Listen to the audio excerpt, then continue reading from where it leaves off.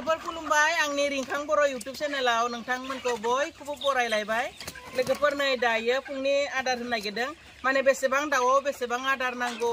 आब' भिडिअ लाबोनानै बुंबाय थानायखाय दिनै आङो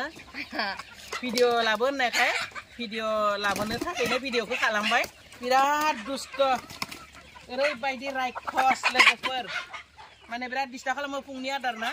थ' नै आं आदारखौ होना लाग्रोनोसै बिनि उनाव बेसेबां दाउनो बेसेबां आदार नांगौ बेखौ नोंथांमोननो फोरमायनोसै लोगोफोर। नायदो ओरैबायदि रायख' बिराद अयथासार खालामो लोगोफोर। थ' आङो होनि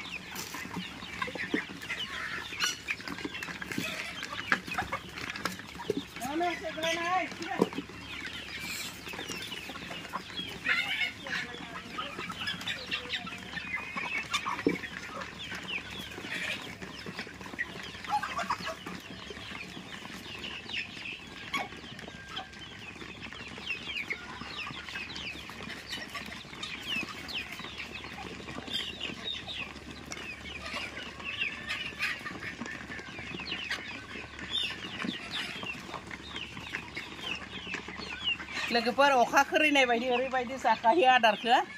आंनिया बेवहाय बिदै दैनाय दाउला दाउए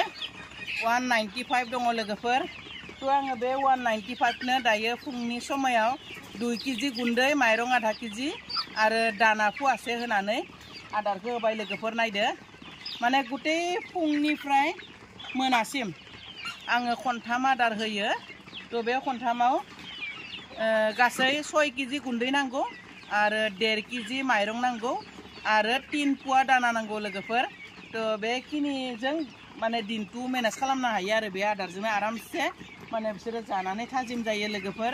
थ' बे 195 दाउनो आङो बेसेबां आदार होयो लोगोफोर भिडिअखौ जोबजासिम नायोब्लासो मिथिगोन। थ' स्किप खालामालासिनो नायलांबाय थादो आरो आङो दायो फिसाफोरनो हैलायनोसै। नायलायदो फिसाफोरनो बेसेबां माने आदार नांगौ दिनै आं बेखौबो नोंथांमोननो भिडिअनि गेजेरजों फोरमायनोसै।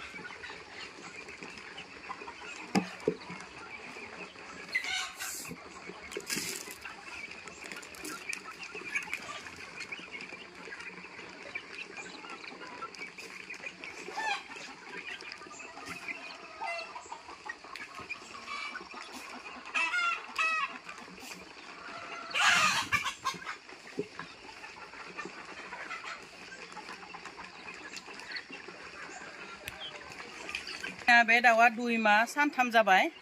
बिनि थाखाय आङो माने 2 मास जानाय लोगो लोगोनो गुन्दै होनाया स्टार्ट जाबाय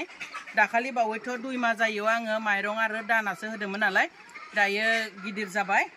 गिदिर जानायखाय दायो आङो माइरं गुन्दै दाना बे मोनथामखौ गलायनानै होबाय आं बिसोरनो बेवहाय दङ 200 ता दाउआ बिनि थाखाय बिसोरनो आङो गुन्दैखौ 1.5 केजि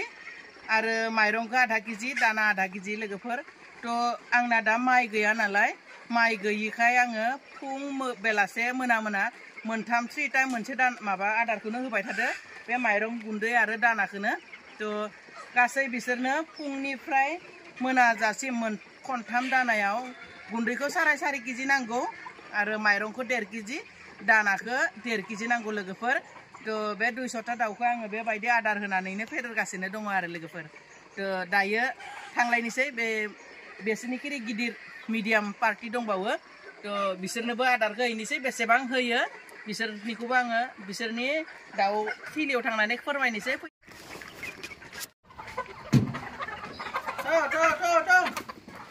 हाय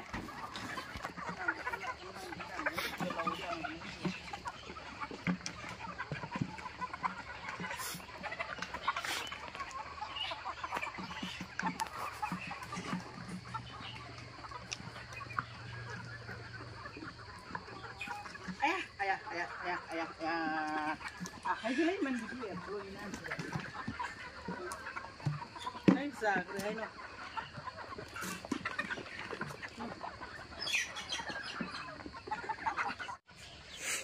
लोगोफोर नै बेयो दाउआ 3.5 माह जाबाय मिडियाम पार्टि होननानै जे बुंबाय थायो बेसोरनो बेवहाय 1 केजि गुन्दै फवासे माइरं आरो फवासे दाना बेबायदियै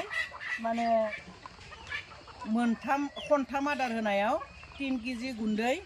आरो मा बुङो 3 पुवा दाना आरो 3 पुवा माइरं बेबायदिजोंनो बिसोरखौ आङो आदार होनानै फेदेरदों लोगोफोर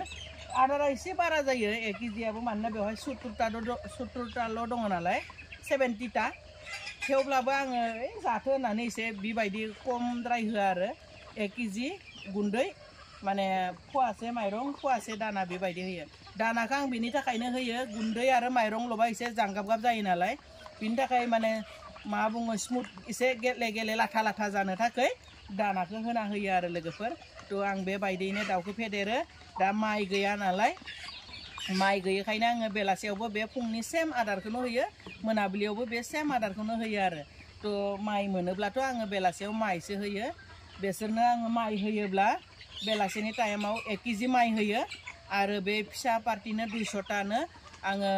2.5 केजि माइ होयो आरो बै गिदिरफोरा एसे बारा जायो नालाय बिसोरनो आं 3 केजि माइ होयो आरो बेलासे दा माइ गैया नालाय आङो बे फुङाव जा बिदि आदार होयो बेबायदियैनो होयो थ' लोगोफोर आंनि बे फुंनि आदार होनाय बा आं दिनथुआव दाउफोरनो माबायदि आदार होयो बिनि हिसाबखौ दिनै भिडिअनि गेजेरजों बयनोबो फोरमायनानै होबाय जुदि भिडिअखौ नायनानै मोजां मोनदों लोगोफोर चेनेलाव जायफ्रा गोदान बिथांमोना चेनेलखौ एसे अननानै साबस्क्राइब खालामनानै होदो आरो भिडिअखौ जुदि नायनानै मोजां मोनदों लाइक शेयार कमेन्ट खालामनोबो दाबाव लोगोफोर थ' दोननोसै बाय बाय